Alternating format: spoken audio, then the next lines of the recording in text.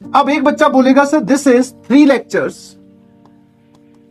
थोड़े लेंदी हो जाएंगे। मैंने कहा बिल्कुल सही, लेंदी हो तो जाएंगे बिकॉज एक एक सवाल जो है या फिर एक एक लेक्चर 2-2 घंटे का है। ठीक है, हाँ, क्योंकि अगर मान लो मैं सारे सवालों को एक ही वीडियो में रिकॉर्ड करने की कोशिश करूं तो मुझे वो सवाल कम करने पड़ेंगे।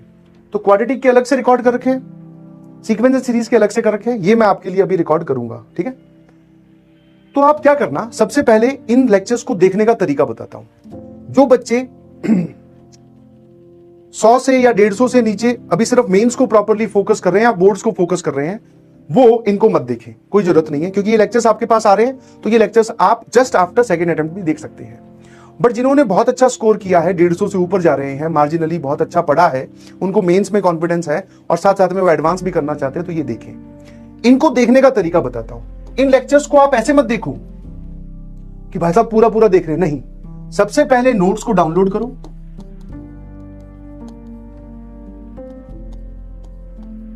उनमें जो क्वेश्चंस आए हैं उनको आप क्या करो, अटेम्प्ट करो।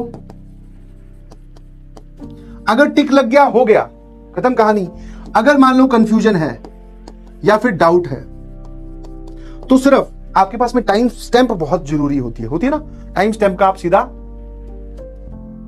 है ना, टाइम स्टैंप पे पहुंचो। जैसे आपको मान लो क्वाड्रेटिक में चौथे लेक्चर मतलब चौथे सवाल पे डाउट है कि सर आपने ये क्या किया, नहीं समझ में आया, सीधा वहां पहुंच जाओ। ठीक है, तो डाउट वहां पे आप डायरेक्टली ओनली उतना ही सॉल्यूशन आपको देखना है, ओनली उतना ही सॉल्यूशन। तो प्रैक्टिस की प्रैक्टिस हो गई, साथ में लेक्चर भी निपट गया। हमें 6 घंटे उसके आगे नहीं बैठना पड़ा, है ना।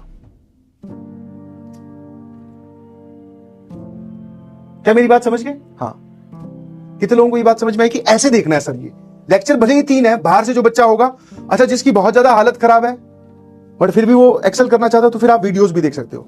बट जो ठीक ठाक समझने लग गए हैं, जिनके एक प्रॉपर बैरियर आपने क्रॉस कर लिया है, 150 से ऊपर आप स्कोर कर रहे हो, तो ठीक है, बस डाउनलोड करो नोट्स, क्वेश्चन देखो कौन सा है, खुद सॉल्व कर लो उसको, सॉल्यूशन छुपाने की कोशिश करना थोड़ा, है ना। जहां पे आप देखते हो स्क्रीनशॉट लेकर रख लो अपने पास सारे। उसके बाद में आपने अटेम्प्ट किया, हो गया, बहुत बढ़िया, हमारा टाइम बच गया सर। बिकॉज जब आप सवाल एक्सप्लेन करते हो तो आस पड़ोस की बातें भी बताते हो, थोड़ी डिस्कशन भी जाती है, तो हमको उतना टाइम हमारा बच गया। आपको कुछ डाउट हो या कंफ्यूजन हो तब आप उसके सॉल्यूशन पे जाइए। तो आप ऐसे इन 6 लेक्चर या 6 घंटे के लिए कंटेंट को आप पूरा एब्जॉर्ब कर लेंगे 2.5 या 3 घंटे में, या 2.75 घंटे में, या 2.5 घंटे में, या 2 घंटे में। ठीक है, जहां पे अटको वहां पहुंच जाओ। क्या मेरी बात समझ में आती है? ठीक है, और जिनका मेन फोकस अभी सिर्फ जेईई मेंस है, तो आप ये लेक्चर्स आपके पास रिकॉर्डेड इस बैच में डलने वाले हैं और इसका एक्सेस आपके पास में रहेगा टिल जेईई एडवांस। तो आप इनको बाद में भी देख सकते हैं, ये कहीं भाग नहीं रहे हैं। But please be focus and get your focus very straight. और मैं तो ऐसा बोलूंगा कि अगर मेरा पर्सनली आप बोलो तो जिनके भी 150 से नंबर ऊपर या 120 से ऊपर आ रहे हैं नंबर, उनको देखना चाहिए। बिकॉज मैथमेटिक्स का लेवल अप आ रहा है, तो सर एडवांस वाली चीजें भी मेंस में यूज होगी, मेंस वाली चीजें भी एडवांस में यूज होगी। अब हम मिलजुल के तैयारी कर रहे हैं, क्योंकि आज जो मैंने आपको सवाल करवाए हैं वो किसी भी लेवल से आप कंपेयर कर सकते हो। फिजिक्स केमिस्ट्री में आसान आ रहा है, तो उसमें आपको एडवांस का एक अलग से एज लेना पड़ेगा। यहां पे तो सर मेंस में ऐसा आ रहा है कि एज ही एज है, समझ पा रहे हो, है ना। ठीक है।